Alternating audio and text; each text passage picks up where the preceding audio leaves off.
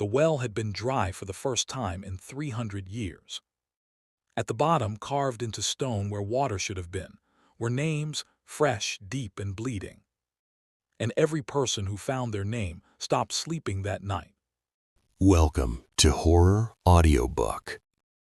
For centuries, the village believed the well gave them life, water during drought, luck during famine, protection when the world beyond the hills collapsed. But wells don't remember names, and this one does. What the villagers called tradition was never survival, it was payment. And now the well is empty, the debt is due, and something that learned to speak by listening in the dark has finally woken up. This is not a story about a monster. This is a story about what happens when a community feeds something long enough for it to learn who they are. Chapter 1. They knew the well was different. The village did not appear on most maps, and those that did mark it were usually old, yellowed pages folded into atlases no one opened anymore. It lay in a shallow valley surrounded by low, patient hills, the kind that blocked the wind and trapped sound. Travelers passed it without noticing, mistaking the cluster of stone houses and narrow lanes for ruins or shadows, and the villagers preferred it that way. Isolation was not a consequence of where they lived. It was a choice, renewed quietly with every generation. The houses were built close together, their walls thick and uneven, stones set by hands long dead. Roofs sagged slightly, as if tired from holding the same shape for centuries. Moss crept along the lower walls, soft and damp to the touch, and the air always smelled faintly of earth, cool, mineral, and old. In the morning, smoke rose straight from chimneys, never drifting far, as though the sky itself wanted to keep everything contained. At the center of the village stood the well. It was older than any house, older than the church with its cracked bell and leaning tower. No one remembered when it had been dug, only that it had always been there. The stones around its mouth were worn smooth, polished by countless hands and ropes. A low circular wall rose waist-high, and over it stood a wooden frame, darkened by age, supporting a pulley that creaked even when untouched. Children learned early not to climb on it, not because it was dangerous, no one spoke of danger, but because it was wrong. Mothers would snap a warning before a child could ask why, their voices sharp with a sudden seriousness that did not invite questions. Fathers would simply shake their heads. Grandparents would look away. There were rules surrounding the well, not written, not spoken openly, but everyone knew them. The most important rule was also the simplest. No one drew water alone. It was said casually, the way one might remind someone to lock a door at night or bring a coat in winter. When a bucket was needed, someone else went with you. If you arrived at the well and found it empty, you waited, even if you were late, even if the sun was sinking and the air had begun to cool.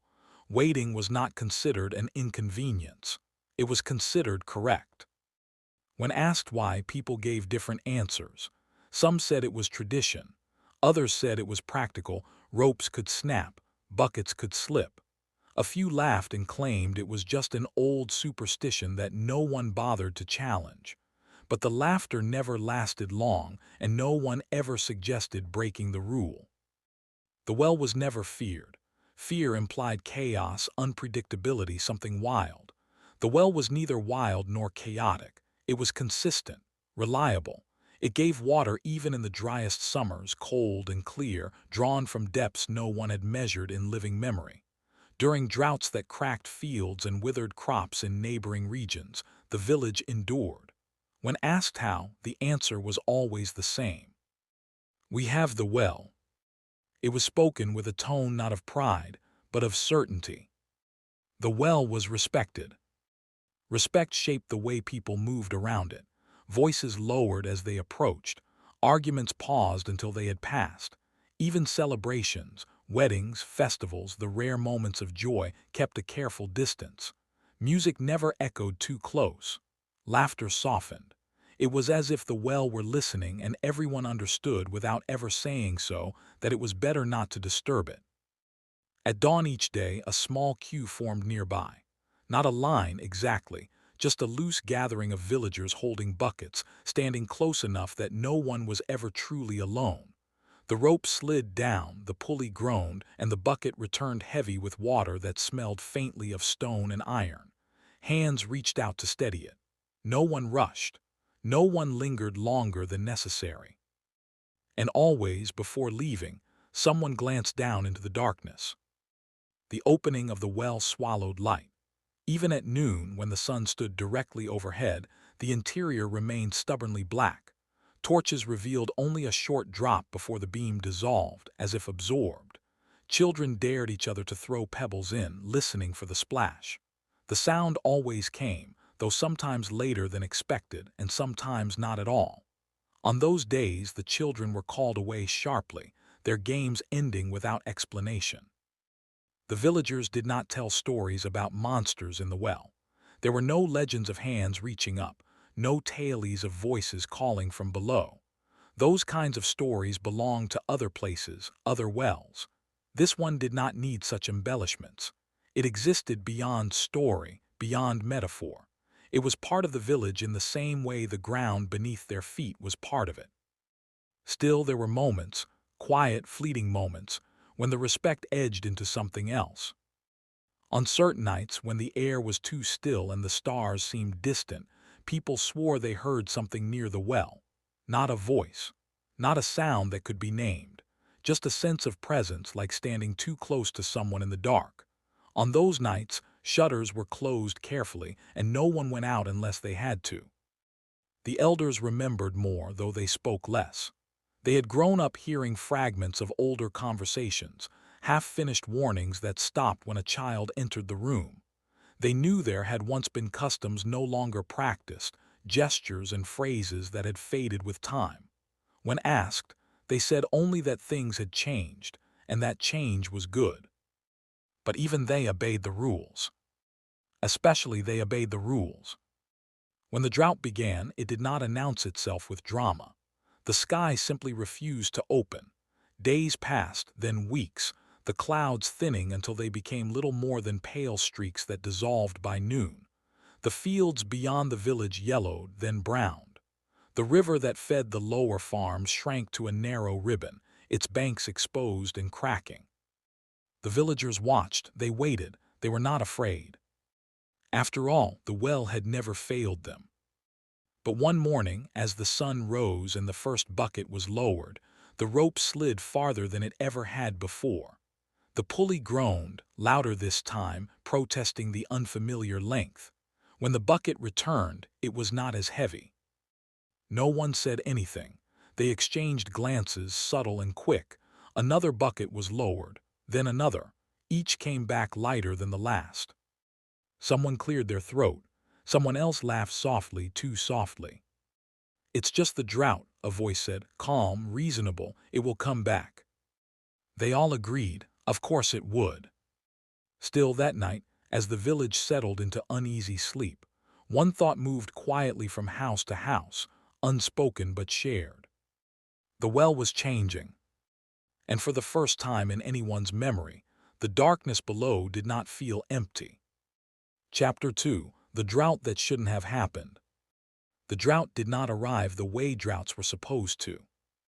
There was no slow turning of seasons, no gradual tightening of the land's skin.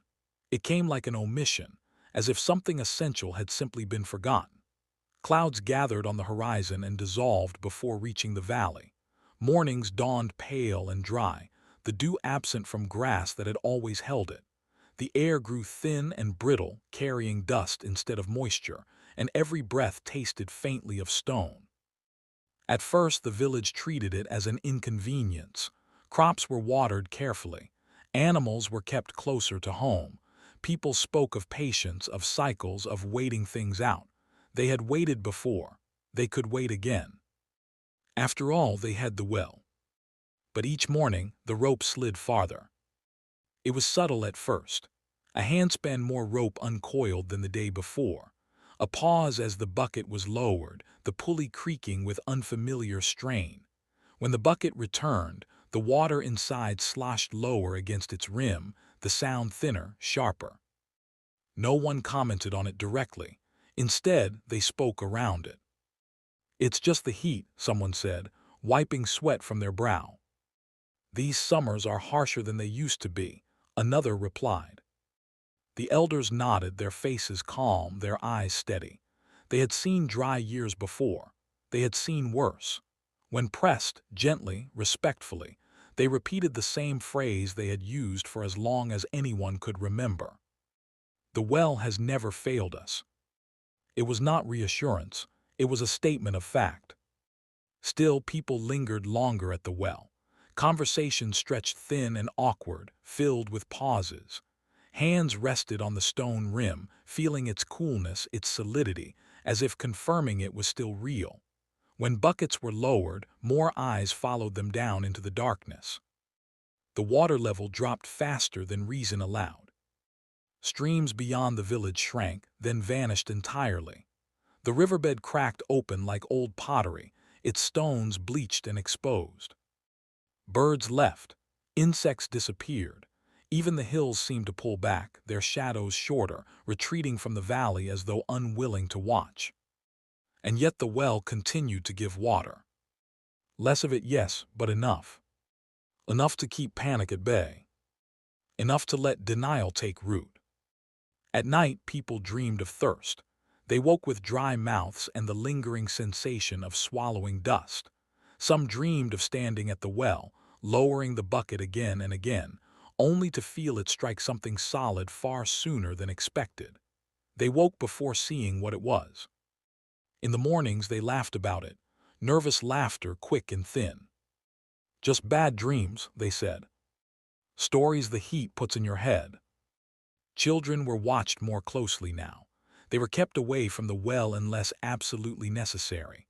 When they asked why the rope seemed longer, why the pulley sounded different, they were told not to worry. Adults smiled too widely. The rule was repeated more often, with more insistence.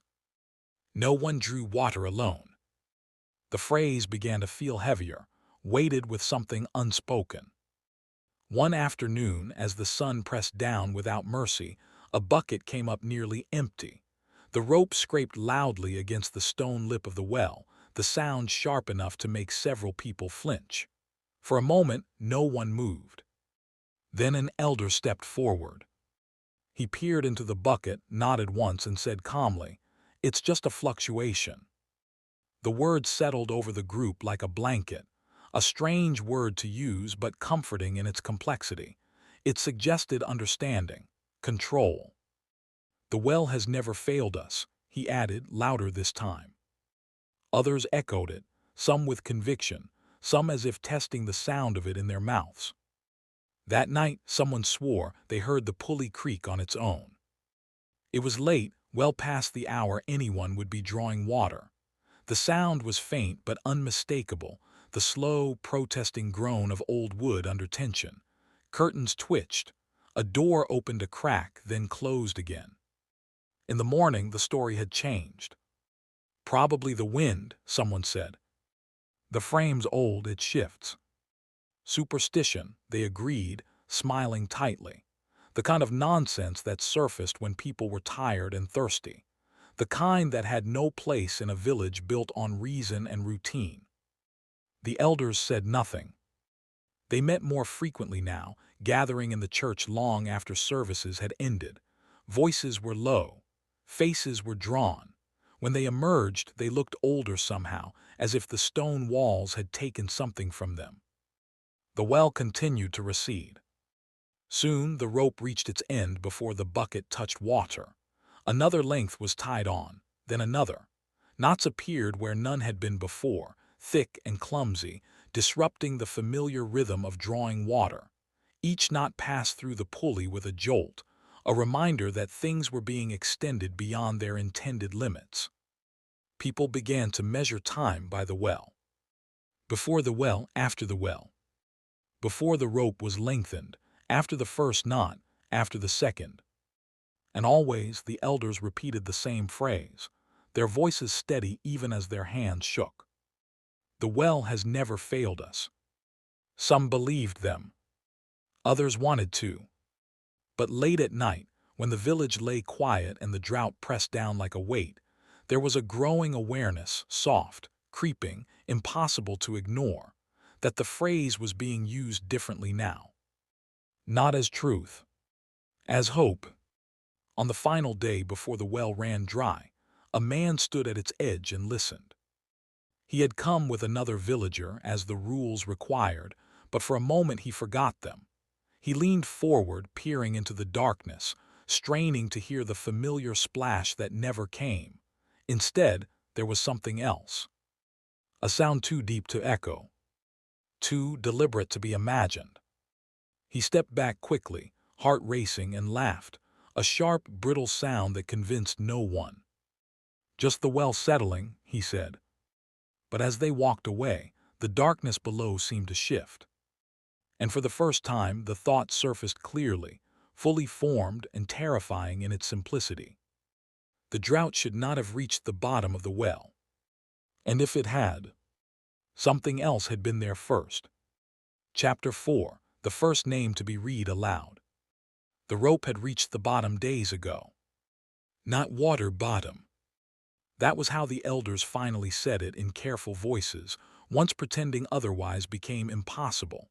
The bucket no longer returned heavy. It came back scraped and dusty, carrying only a dampness that smelled wrong, stale, metallic, like wet stone left too long in the dark. Still, people gathered. Still, no one came alone. The well stood exposed now, its interior revealed inch by inch as the sun crept lower each day. For the first time in living memory, light reached places that had never known it.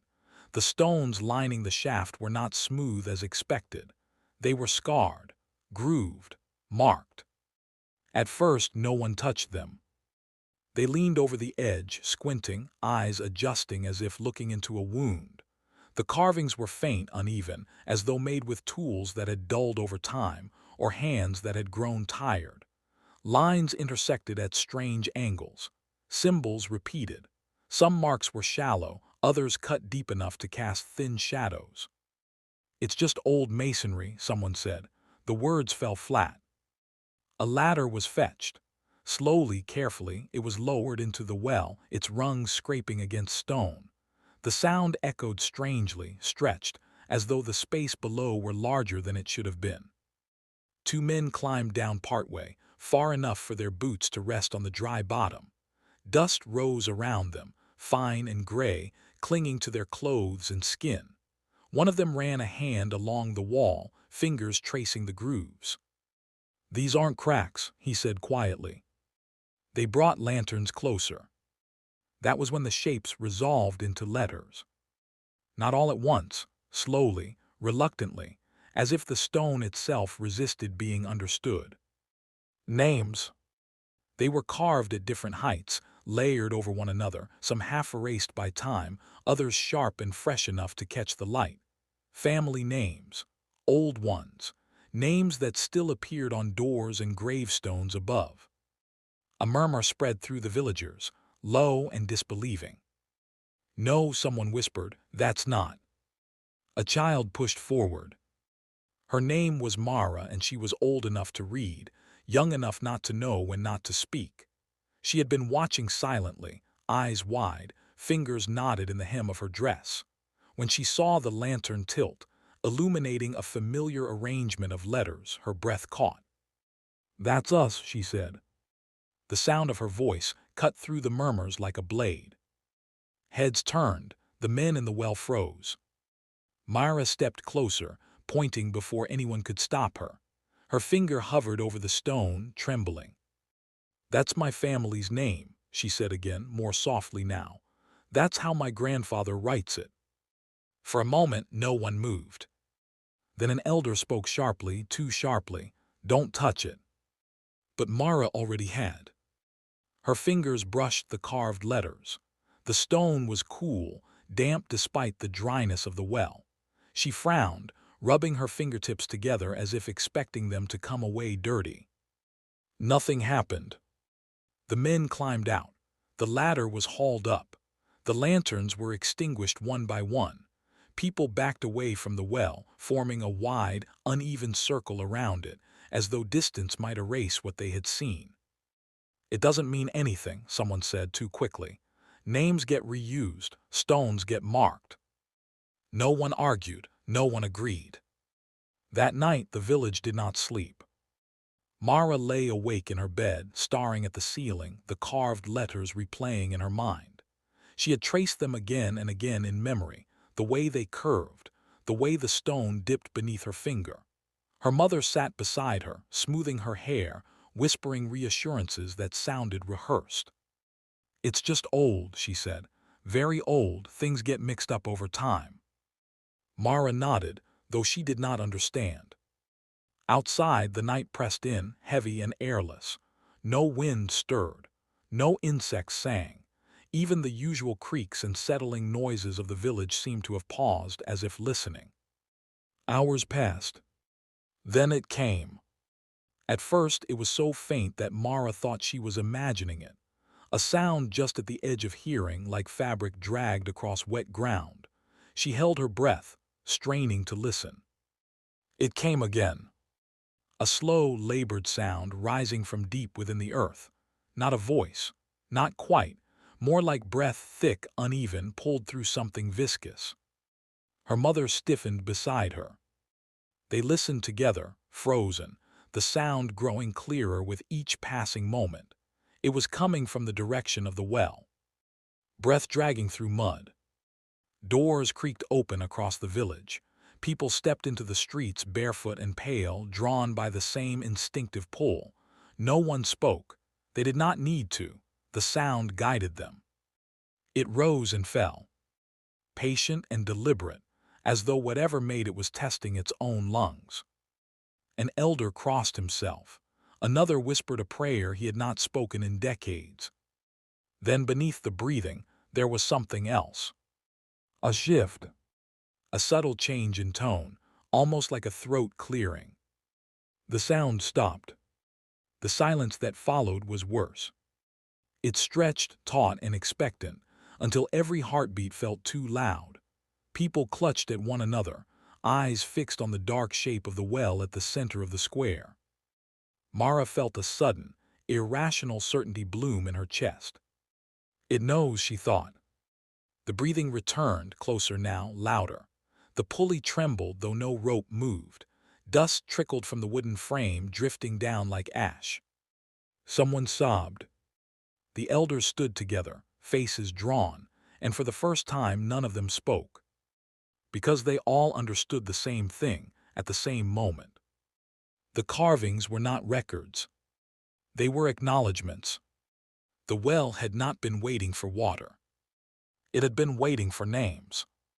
And now that the first had been read aloud, it had learned the sound of its own hunger. As the breathing slowed, settling into a steady rhythm, a thought moved through the crowd, unspoken but shared, cold and undeniable. The well was listening. And it always had been. Chapter 5. The Stories They Stopped Telling Children. The morning after the sound, the village spoke in fragments. Doors opened late. Breakfasts went untouched. People gathered in small knots that dissolved the moment anyone else approached. The well stood at the center of it all, unchanged in shape, unchanged in silence, but no longer neutral. No one drew water that day. They did not need to agree not to. Their bodies made the decision for them. By afternoon, the elders called a meeting. They gathered in the church, the oldest building after the well itself. Its stone walls were thick and damp, smelling of wax and cold dust. Sunlight crept in through narrow windows, catching on particles in the air that moved too slowly to feel natural. Benches creaked as people sat. No one chose the front rows. For a long time, no one spoke. Then old Tomas cleared his throat. He was the oldest among them, older than the records kept in the church basement, older than the gravestones at the edge of the village. His hands shook as he folded them together, knuckles white. "There are things," he said, "we used to say out loud." The room seemed to lean toward him. "Stories," he continued, "for children to help them sleep, to teach them respect." Someone laughed nervously. "Stories don't make sounds like that." Tomas did not look at them. "They do," he said quietly, "when you stop listening." He began to speak of winters that lasted too long, of summers that burned the fields into dust. He spoke of times when the village had stood on the edge of starvation and still survived, not by strength, not by luck, by remembering. There were rituals, he said. We didn't call them that, we called them traditions, customs, things done because they'd always been done. The elders shifted, some nodding, others staring at the floor. "We brought things to the well," Tomas said, "when the rains didn't come, when the crops failed." "What things?" someone asked. Tomas hesitated. "Pieces," he said at last. The word felt wrong in the air, incomplete. Another elder spoke then, her voice thin but steady. "Locks of hair," she said, "baby teeth, wedding rings, letters never sent." A murmur rippled through the room. "We didn't feed it people," she added quickly, as if anticipating the accusation. "We fed it pieces." The phrase caught, echoed, settled. "We didn't feed it people, we fed it pieces." They spoke of grief offered carefully, of names whispered but never spoken aloud, of promises broken deliberately, of memories surrendered. The offerings were never the same twice, but they followed a pattern, always something meaningful, always something that hurt to give up. "And it worked," someone said. "The rains came back." "Yes," Tomas said, "they always did." Children, he explained, had once been told simpler versions of these stories, tales of a deep place that listened, of a watcher beneath the stone who kept the village safe as long as it was remembered properly. Over time, the stories were softened, then shortened, then forgotten entirely. Because the village had prospered. Because forgetting was easier. "We stopped telling the children," Tomas said, "because we didn't want them afraid." A bitter smile crossed his face. "We didn't want to admit what we depended on." Silence pressed in again, heavy and accusing. "What changed?" someone asked. Tomas closed his eyes. "We started pretending the well was just a well." Outside, the afternoon darkened. Clouds gathered not with promise but with threat. They hung low and unmoving, their shadows bruising the earth. Inside the church, the air grew colder. Another elder spoke, his voice barely above a whisper. "The last offering was made before my father was born." Heads turned. "We thought it wasn't needed anymore," he said. "The well kept giving. Even when the world beyond the hills burned and froze and starved, we told ourselves it was natural." The sound from the night before seemed suddenly closer, replaying in memory. Breath dragging through mud, testing, waiting. "And now?" someone asked. No one answered. That evening, families returned to their homes with the weight of old knowledge pressing down on them. Parents watched their children more closely, flinching at innocent questions. Stories rose unbidden in their minds, half-remembered rhymes, warnings without endings. Mara sat on her bed, swinging her feet, listening to her parents argue in hushed tones. She caught words she wasn't meant to hear. Should never have let her touch it. It's too late now. She hugged her knees, feeling suddenly very small. Outside, the well waited. As night fell, the village settled into an uneasy quiet. Lamps burned longer than usual. Doors were bolted. People lay awake, staring into darkness that felt thinner than before. Near midnight, someone began to cry. It started softly, then grew louder, echoing down the narrow streets. No one went to comfort them. No one moved. They listened instead, counting breaths, counting seconds. From the direction of the well, there was a sound. Not breathing this time. A shift, a scrape. Something adjusting itself. The elder's words returned, uninvited, looping through the minds of those who could not sleep. "We didn't feed it people, we fed it pieces." But the well was empty now. And whatever had learned to listen had been hungry for a very long time. In the darkness, as the village held its breath, a question surfaced, one no one dared to ask aloud. What happens when there are no pieces left to give? Chapter 6. The well starts answering back. The first whisper was dismissed as grief. It came just before dawn, when the village hovered between sleep and waking, when the mind was most willing to invent sounds to explain unease.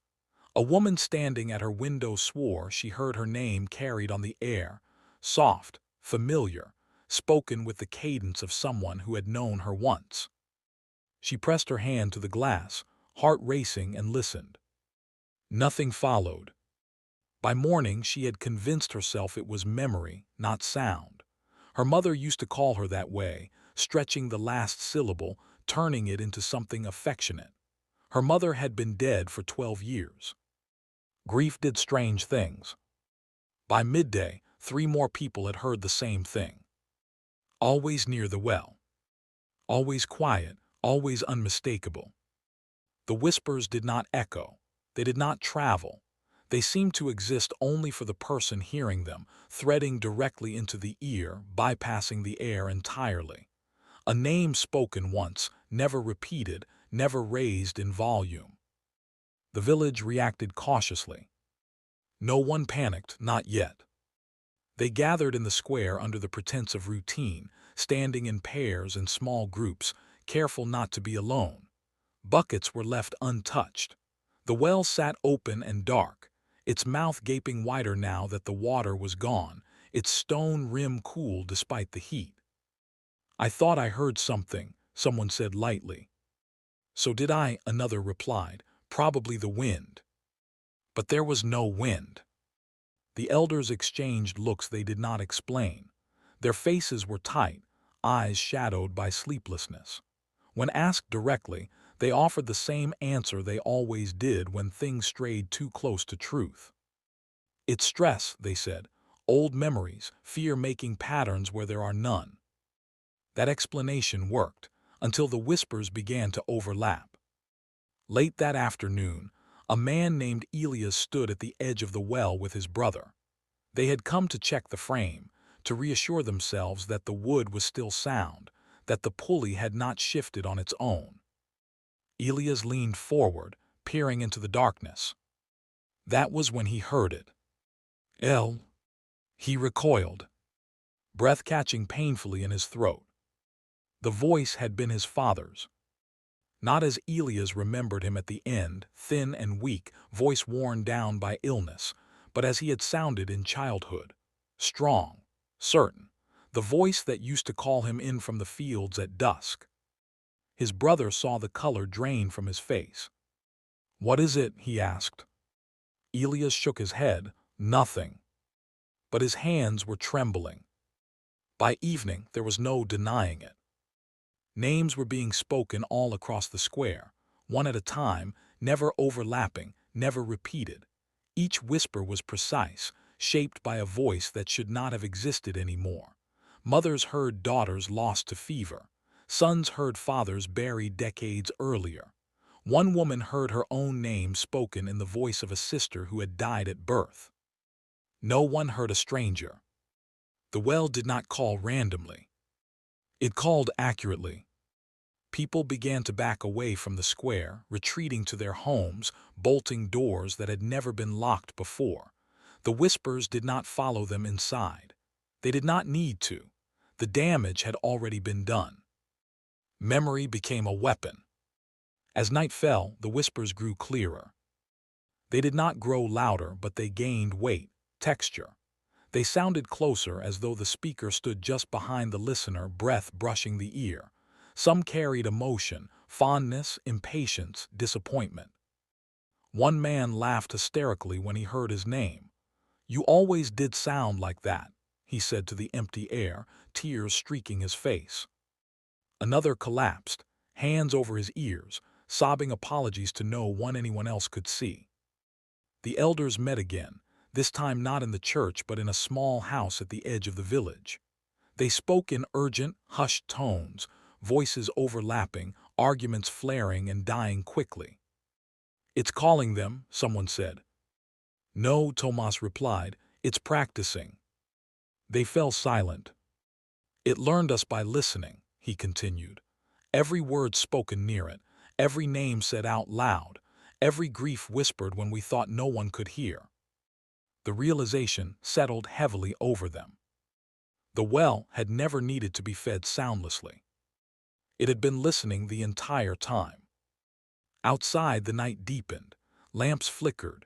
Shadows stretched and warped along stone walls. The square remained empty now, abandoned, the well alone beneath the stars. Then the whispers changed. They stopped using names. Instead, they began to speak fragments. Pet names, childhood nicknames, words only one person in the village would recognize as theirs. A woman froze mid-step when she heard the phrase her husband used to murmur in his sleep.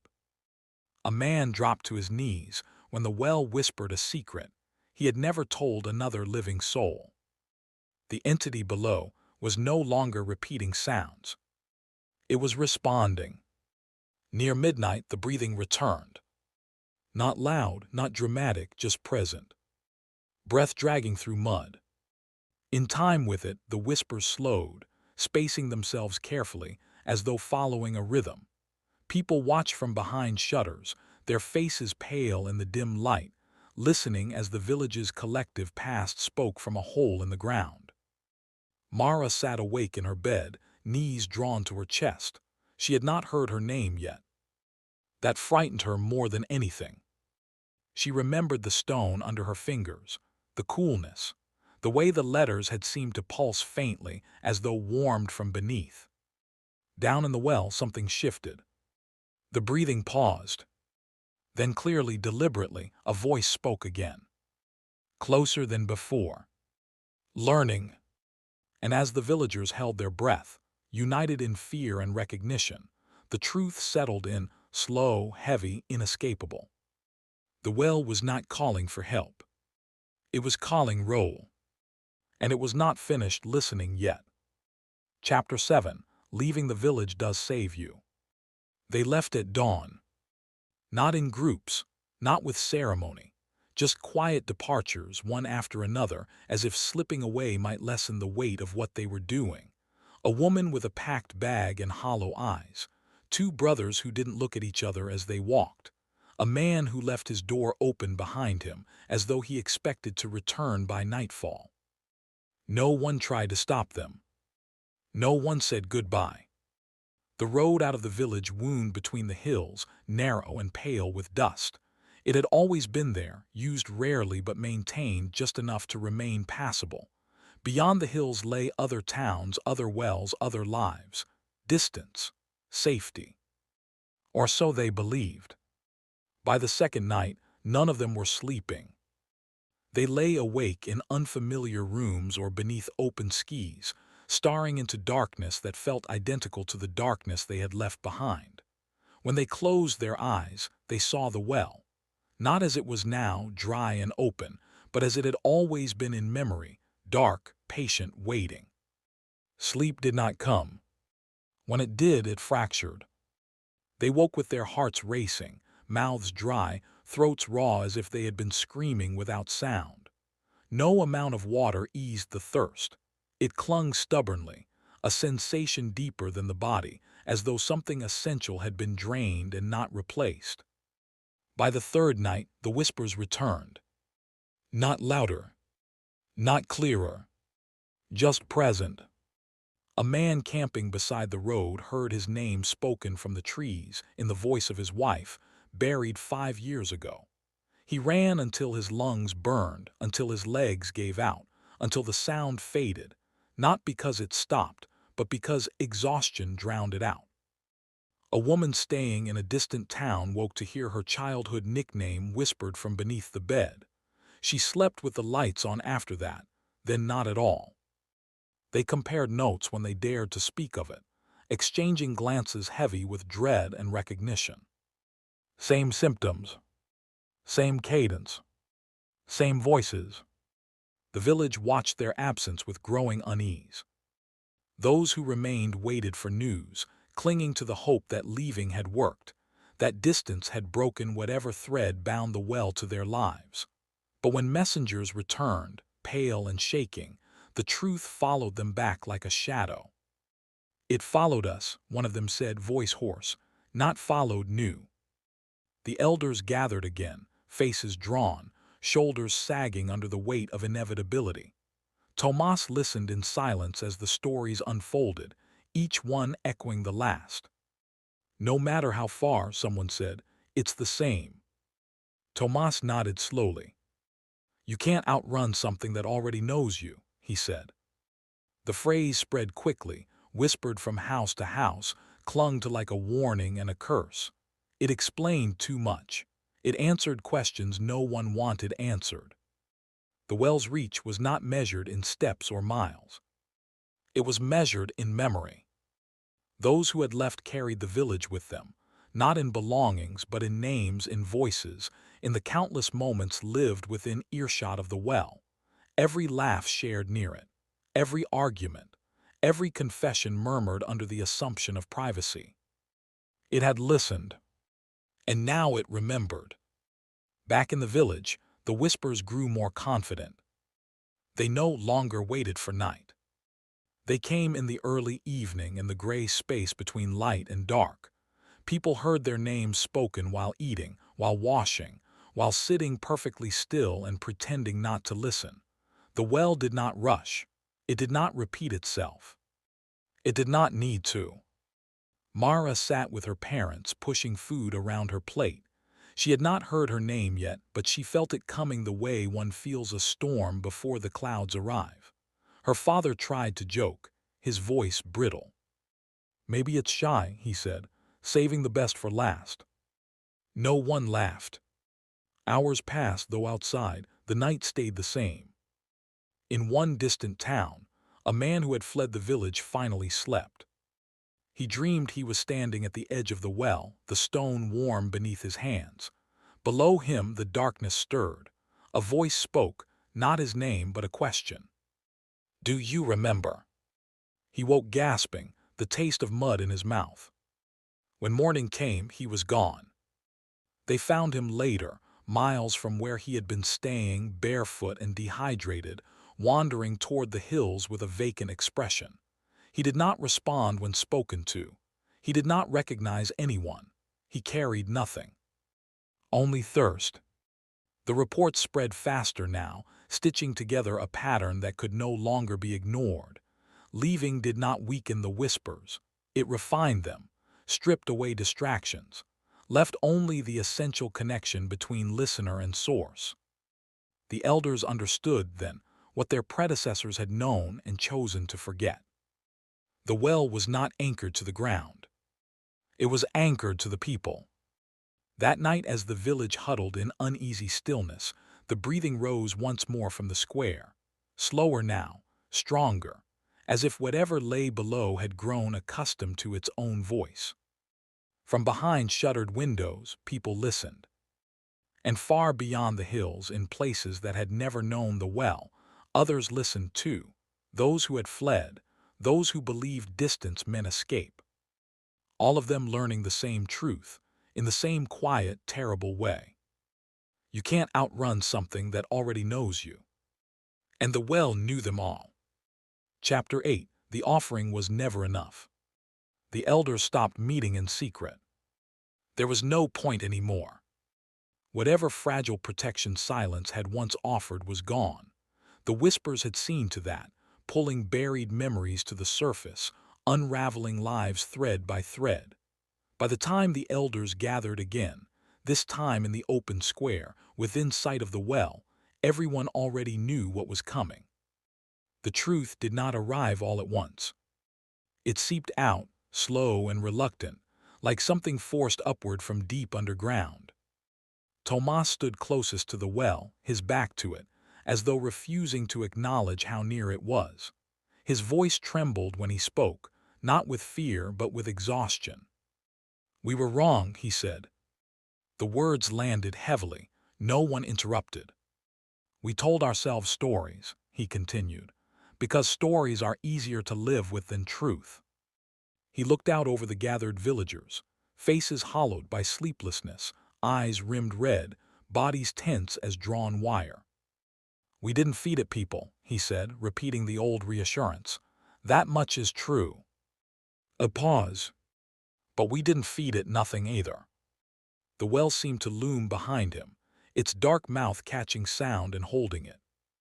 The offering was never blood, Tomas said. It was suffering. A low murmur rippled through the crowd. He explained what had been forgotten or deliberately erased. The rituals had never required death. They required pain, emotional pain, the kind that lingered, the kind that reshaped a person from the inside out. Confessions spoken aloud at the edge of the well. Grief offered without comfort. Secrets surrendered, knowing they would never be taken back. They had brought the worst parts of themselves and let the well listen. The well didn't want bodies, another elder added quietly. Bodies end, suffering doesn't. The realization slid into place with sickening clarity. Every offering had been incomplete by design. They had given pieces, not wholes, enough to satisfy, not enough to finish. And for centuries, that had been enough. The well had accepted fragments, echoes, half-measures. But now it was awake. Now it had learned how much more there was to take. The villagers began to remember things they had never connected before. Why the offerings always coincided with hardship. Why the well's water had tasted faintly metallic after certain rituals. Why those who confessed deepest seemed to fade afterward, becoming quieter, smaller, as if something essential had been siphoned away. They had mistaken survival for generosity. The well had simply been patient. That patience was gone. As dusk crept in, the air thickened with the smell of damp earth. The sky bruised purple and gray, heavy with clouds that refused to break.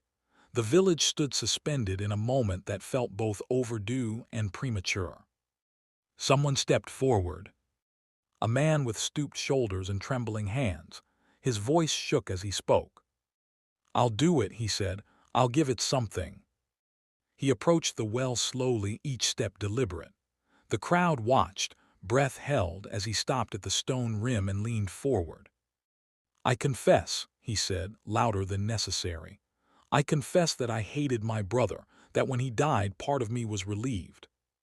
The words hung in the air. Nothing happened.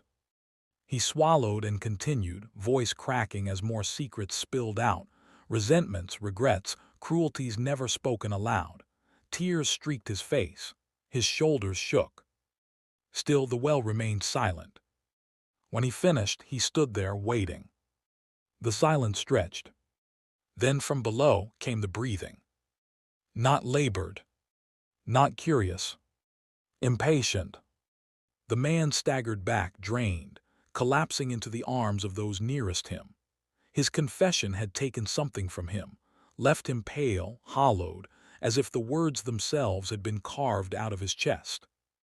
But the well was not satisfied. One confession became two, then three. Grief was offered next. A woman spoke of the child she had lost and the bitterness that followed her every waking moment. A father admitted he had never loved his son the way he should have. Each offering was sincere. Each was painful. Each was met with the same response. Breath dragging through mud. Closer. Stronger. The entity did not reject them. It consumed them. And it wanted more. The elders watched in horror as the pattern revealed itself. The well was no longer sustaining itself on fragments. It had tasted depth. Centuries of partial meals had sharpened its hunger. "It's not enough," someone whispered. Tomas nodded slowly. It was never enough. Night fell fully now, bringing with it a heavy, suffocating stillness.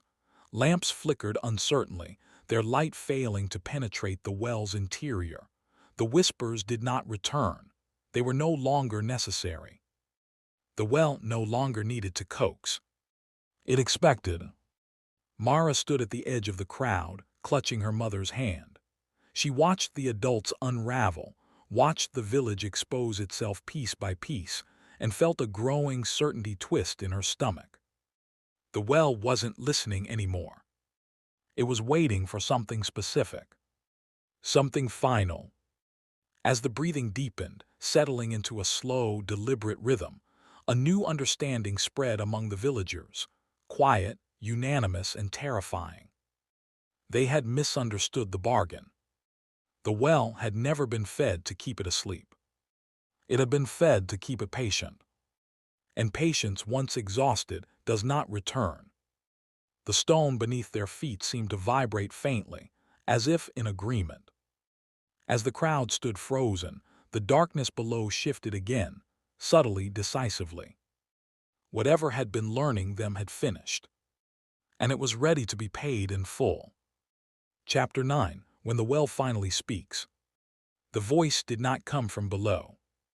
That was the first thing they understood. When it finally spoke clearly, undeniably, it did not echo up the stone shaft or rise through the dark like breath or whisper. It came from everywhere at once, from the stones beneath their feet, from the air between them, from the spaces inside their own chests where memory and fear had already hollowed something out. It spoke calmly, as though it had been waiting for the right moment to be understood. The villagers were gathered again in the square, drawn there by instinct rather than choice. Lamps ringed the well, their light trembling, shadows bending unnaturally along the stone. The air smelled of damp earth and rust, thick enough to taste. No one was crying now. They were past that. The breathing had stopped.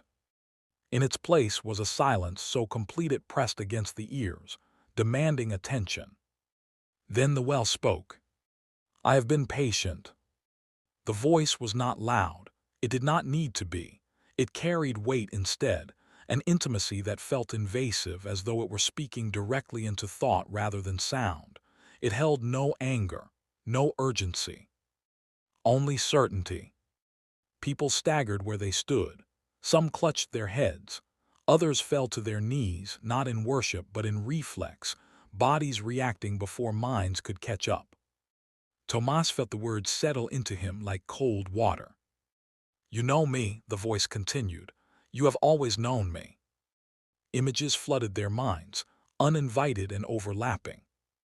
A winter so severe the river froze solid for months, children coughing in dark houses, fields burned black by summer drought, bells tolling for the dead again and again until no one remembered when they had started. And always beneath it all, the well, giving water when nothing else did. I kept you alive, the voice said. The phrase echoed, not as sound but as memory. Water drawn during famine, cool, clean, impossible water when everything else failed, crops saved, disease slowed, lives extended long enough to matter. The village had endured when others had vanished. They had called it luck. They had called it resilience. They had never called it what it was. I listened, the well said. I learned, I waited. Someone tried to speak. No sound came out. You brought me what you could, the voice continued unperturbed. Your grief, your secrets, your pain. You fed me what you did not want to carry. Faces twisted as recognition took hold. Every confession spoken near the well, every whispered argument, every moment of weakness thought private. I accepted this, the voice said, for a time. The lamps flickered violently. Shadows leapt across the square, stretching, collapsing, reforming. The well's dark mouth seemed deeper now, wider, though no stone had moved. But time changes hunger. The ground vibrated faintly, a low tremor that traveled up through bone and breath. I kept you alive, the well repeated. A pause.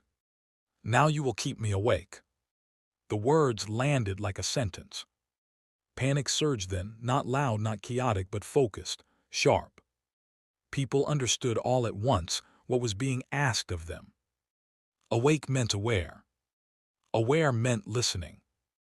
Listening meant suffering that did not end. This is not what we agreed to, Tomas said, his voice hoarse but steady. The well did not mock him. There was no agreement, it replied. There was endurance. Images shifted again.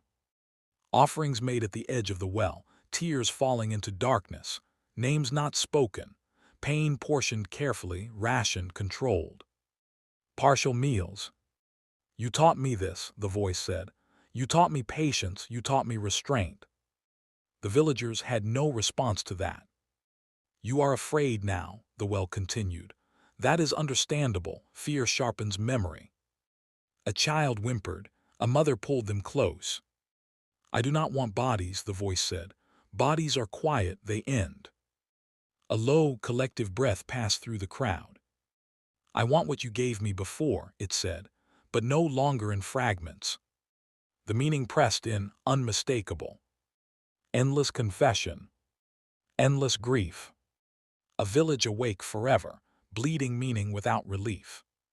The well did not need to kill them. It needed to keep them conscious. Alive enough to feel. Alive enough to remember. Mara stood frozen, her small hand lost in her mother's grasp. She looked at the well, really looked at it, and understood something the adults had not yet voiced. It wasn't angry. It was disappointed. Centuries of care, of feeding, of attention, and then neglect, silence, forgetting. The well had not lashed out when it was ignored. It had waited. Now awake and articulate, it expected reciprocity. You will speak to me, the voice said. You will bring me your suffering without end, and I will continue to do what I have always done. Another pause. I will keep you alive. No one thanked it. No one dared. The well fell silent after that, not retreating, not withdrawing, simply present. The lamp steadied. The ground stopped trembling. The night resumed its normal sounds, distant and wrong. People stood there long after the voice was gone, staring into the darkness. They had survived wars, plagues, famines. Now they understood why. As the crowd began to disperse, moving stiffly, mechanically, one thought threaded through them all, unspoken but unanimous. This was not a curse. It was a debt coming due. And the well, finally awake, was done waiting. Far below, something shifted, settling in, getting comfortable. There would be no sleep in the village tonight. Or ever again. Chapter 10. The last thing thrown into the well. Morning came without relief.